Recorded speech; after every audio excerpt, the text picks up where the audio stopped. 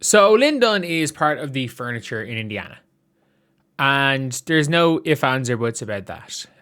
She is absolutely part of the furniture in Indiana. She's the only coach to have won a title with the Indiana Fever. There are a lot of things with Lin Dunn. She is the second worst GM in recent memory for the Indiana Fever. And she is very, very lucky that she is a better, that Tamika Catchings was so bad. But I cannot stress this enough. Lin Dunn, if you guys don't know, Lin Dunn has said, or not said, Lin Dunn, the first thing she did was draft Emily Ensler in the lottery, and she cut Alana Smith. That was one of the first two things she did. And then she cut Emily Ensler after her rookie year, after using a lottery pick on her for no reason. Then she kept Victoria Saxon on the team for 2 years, even though she never got on the floor for no reason. While cutting Celeste Taylor, who at the time the team massively needed perimeter defense. She gave a near max contract to Katie Lou Samuels, and she was making more money than Fee. Katie Lou was making more money than Fee, and Lin Dunn paid her that for I don't know what reason. Did she think they were both still in UConn? And Katie Lou was going to be drafted above her, or when Katie Lou was drafted above her. It's one of those things now where Lin Dunn, they got rid of her, but like she absolutely has to be. She has to be there, but she doesn't have basketball decisions. However, you're now seeing it. Lin Dunn reposting Carolyn Peck talking about standards for the team. In this Daily Coach TV, she talks about how one of the hardest things to do is cutting and trading players, and she has to cut and trade players that are negative to the culture and talking about behavior issues while retweeting a post that, in fairness, she did not retweet anything that said Caitlin Clark had behavior issues. While somebody that she has close ties with is calling Caitlin Clark a diva, consistently calling her a dick, saying Stephanie White hates her, and he knows Stephanie White hates her.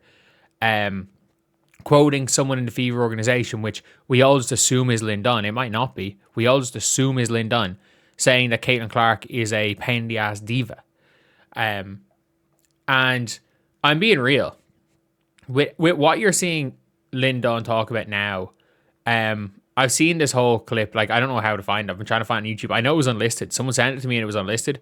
And at the end, she talked about cutting a star player when she was in college for academic reasons. And the player basically come back to say that, oh yeah, she was right. But I was like, that has nothing to do with what's going on right here. The reality is that Lin Dunn's old school.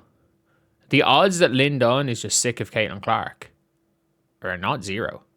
There's a legitimate chance Lin Dunn's just sick of this shit. Lin Dunn, for every people are saying, Lin Dunn does not have the power to trade Caitlin Clark. She does not have the power to trade Caitlin Clark. She can give her opinion. I'm sure no matter what happens, if the Fever do decide to trade Caitlin Clark, her opinion will be taken into account. And we don't even know she's talking about Caitlin Clark. The odds of Lin Dunn being oblivious to everything on the internet and not realizing what's going on, and Dan Dakich quoting somebody that isn't Lin Dunn, and Lin Dunn being oblivious to it all, there's a non-zero chance. There is a non-zero chance that she is just oblivious to it all. And I think there's an equal chance she's just completely oblivious to every bit of it, as there is that she's wants Caitlin gone and she's the one starting the smear campaign. Like, I think Lin Dunn's a good basketball mind. I don't think she's evil. I don't think she's evil. I'm going to be real here. To start an entire smear campaign for no reason, not for no reason, for one of your team's players to go out of the way and to go out of the way to lower their value and talk about having to, trade and cut certain players intentionally. I don't know. Is Lin Dunn that bad a person? I think that's the way we have to look at this, is Do we believe Lin Dunn is a bad person? If the answer is yes, if you believe Lin Dunn is a bad person, then yeah, you can run with these narratives.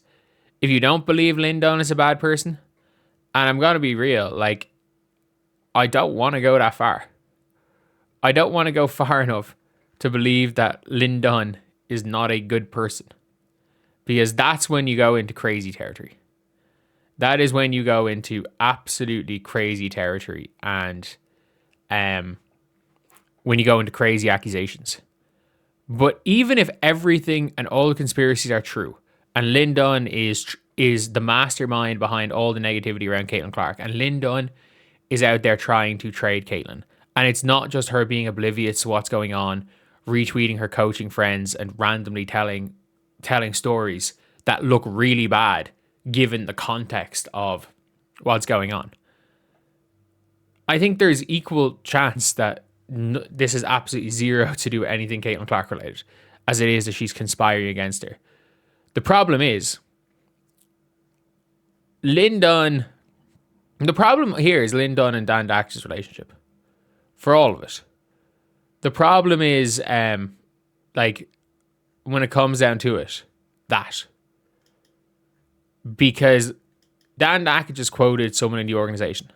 And if you believe it's true, and I don't see why it wouldn't be, and if you believe it's Lin Dunn, which there's a chance it is because we know about their previous relationship, then yeah, it could be one thing.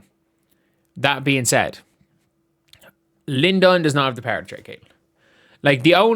The Caitlin Clark trade does not happen with a Herb Simon. If Herb Simon is of the opinion that Caitlin should be traded, it doesn't matter. It does not matter. And I stand by this. Like, I think Stephanie White is as far away from this as possible. Because Stephanie White was nearly crying in the third quarter when Caitlin went on a run. They were up 6 points in the game. And Stephanie White is nearly crying while hugging Caitlin on the court.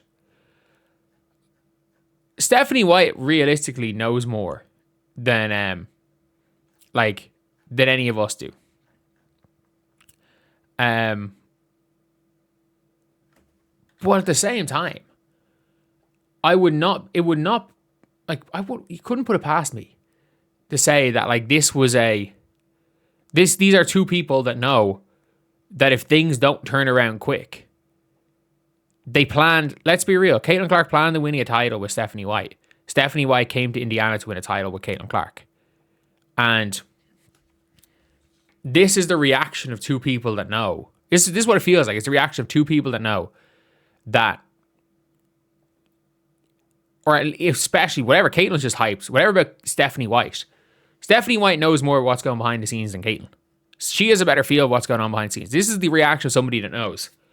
If things don't turn around, the two of them are going to be split up.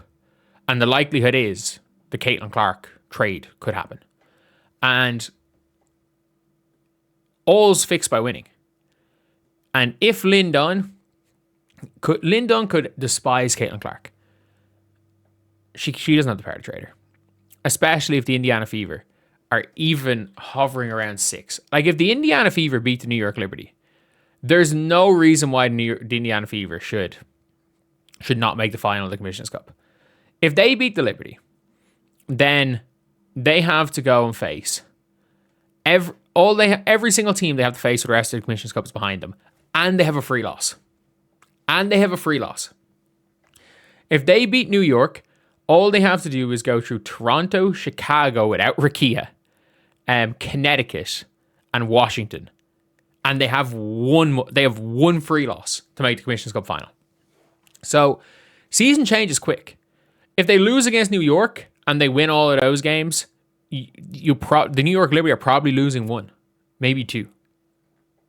So if they win every game, the ideal scenario is, because they very comfortably beat the Atlanta Dream, is that they could get in on points difference. They could get in on points difference if it is a head-to-head. But obviously, people are talking about Lin Dunn, and people are hyper-analyzing every single thing Lin Dunn's posting. And the thing is that if you look at everything Lin Dunn's doing and everything Lin Dunn is saying from the perspective of Lin Dunn hates Caitlin and Lin Dunn wants Caitlin Clark gone, I can see it. Not necessarily I can see it. Like, I can absolutely understand why people are jumping to those conspiracies. And to be honest, I don't think any of this happens without Dan Dakich stuff. Because we know there's been tens of times Dan Dakich has gone, or Lin Dunn's gone on his show. They have a 10 plus year relationship. Like, if it wasn't for the Dan Dakich stuff, I think this would have all gone. This would have all been swept under the rug, and no one will be looking too far into this. Because of Dan Dakich stuff, everything Lin Dunn says is being hyper analyzed, and absolutely, if given the context of what's going on around everything in the media, given the context of who and what she's retweeting, posting, saying on podcasts, I absolutely understand why people are thinking Lin Dunn's trying to get Caitlin traded, because I'm being real. If you're asking me if you're asking me, do I think Lin Dunn despises Caitlin Clark and wants her gone? The only way I can answer it is I hope not. I hope not. Because if the answer is do I think, the answer is yes. I hope she's not. And again, until something's proven, and a situation that can't be written off as a near 80-year-old who's oblivious to what's going on social media and oblivious to what's really going on, just reposting and talking to coaches and giving anecdotes on their career while talking to a coach that they've had a relationship with for multiple decades in Carolyn Peck. Until something that can't be written off as that happens, I'll give Lin Dunn the benefit of the doubt. However, it's not looking the greatest right now. Anyway, I'll see you guys.